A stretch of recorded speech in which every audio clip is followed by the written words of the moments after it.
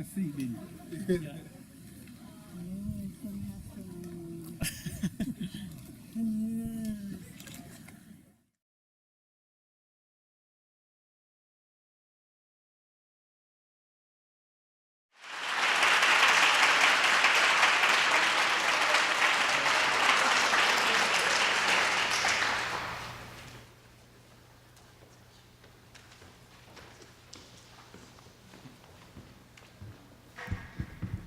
All right, good afternoon, everyone. My name is Julian Valdivia, and I'm the author of the next piece that you're about to hear, performed by Stan Richardson.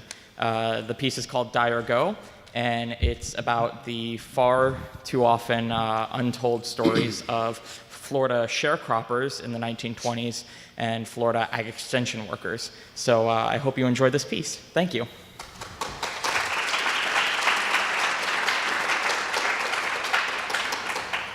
Josiah. Well, back in 36, that's 1936, it was very rough. We was treated very cruel, working for very low wages, 75 cents a day. Happened a lot in Gadsden County. But I know about this one particular place because I was living on it. The man would sometimes whip men, I would say, as far as I know, without a cause. He didn't own the land, but he was the overseer of that plantation. And it wasn't just that he didn't like me. Some things went on in that place. And well, he whipped the man mighty bad. My own personal friend. He whipped him. Gave him a whipping with an actual whip. They carried him on down to the whipping grounds, a place they called Campbell Field. They would take people that worked on the plantation and they'd take them out and dress them up. That's what they called it, dressing you up, keeping you in your place. But the overseer, he asked me one day where my friend was. I told him, you know where he at. You ought to send a doctor down there. That man can't work in this condition.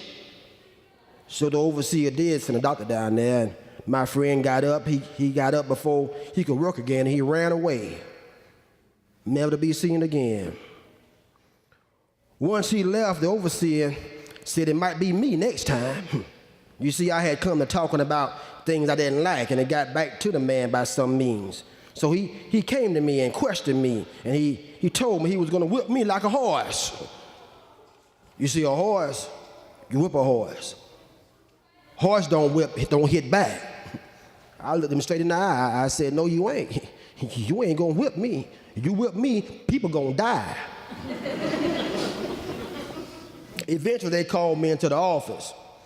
Well, the overseer called me in, and called me in there. I had never been in there because that's where all the white folks sit down.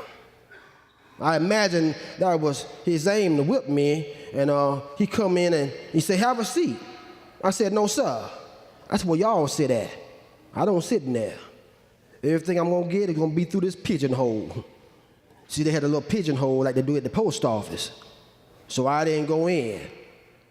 I could see there was two of them in there, and one of them was sitting right at the door, and the other one was sitting behind the door. They was talking to me, and I presume if I went in there, one of them was gonna slam that door, and they'll have the ups on me. So I didn't go in. I backed out. So then I knew I had to leave.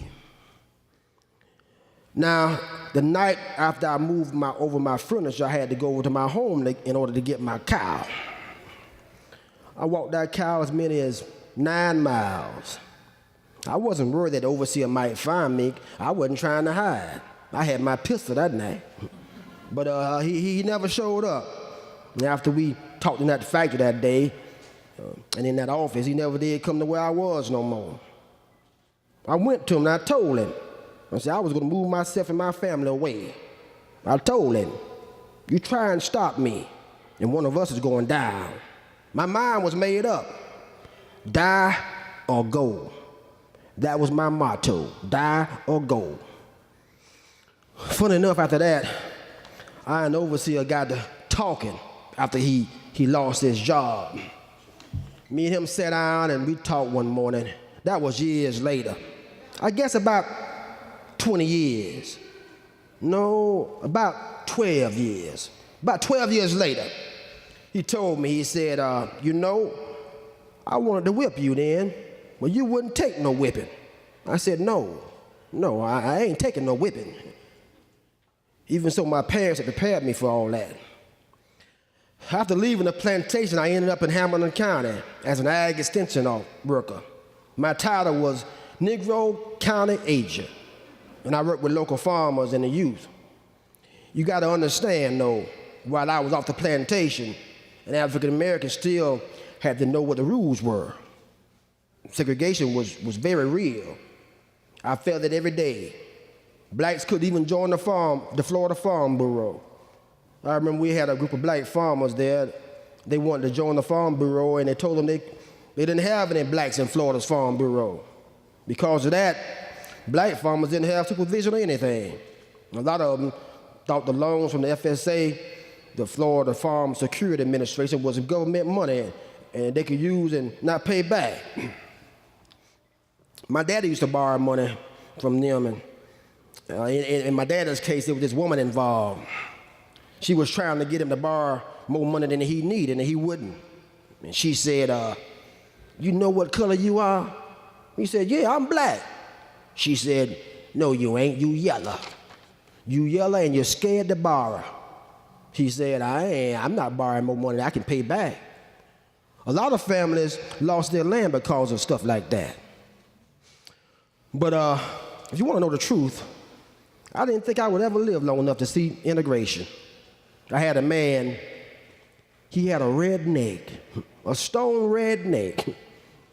That man told me, he said, you see, I'll tell you what was going to happen.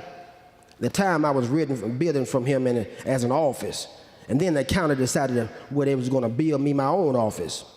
I wasn't going to say nothing to him because I was getting me a new office. That's just a waste of money, he said. And in a year or two, everything's going to be integrated anyhow. And I told him, I said, well, it might be, but you and I, we won't live to see that kind of integration.